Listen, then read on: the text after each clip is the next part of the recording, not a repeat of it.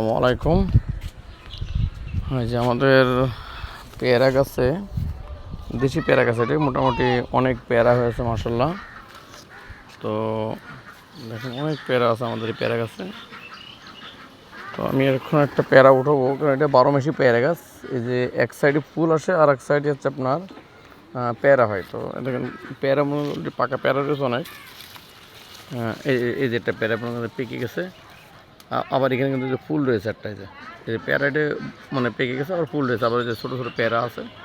মোটামুটি 12 মাস কালীন আমাদের এই গাছে পেয়ারা থাকে। তাই যে আবার যে গুটি গুটি আসছে, এই যে ফুল বড়ো হয়ে গেছিলো, মানে একের পর এক আসতে থাকে। মাশাআল্লাহ পেয়ারা গাছটা খুব ভালো। তো এই যে এই পেয়ারাটা আমরা এখন পারবো। এই যে দেখেন,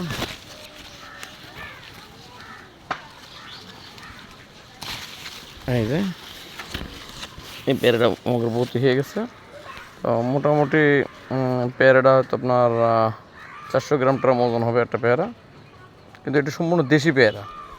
এই পেয়ারাগুলো যে এত সুন্দর সুস্বাদু সে ধারণার বাইরে। আর আমাদের গাছটা হচ্ছে একতলা ছাদের পরে উঠে গেছে, একতলা ছাদ পর্যন্ত বড় হয়ে গেছে এই গাছটা।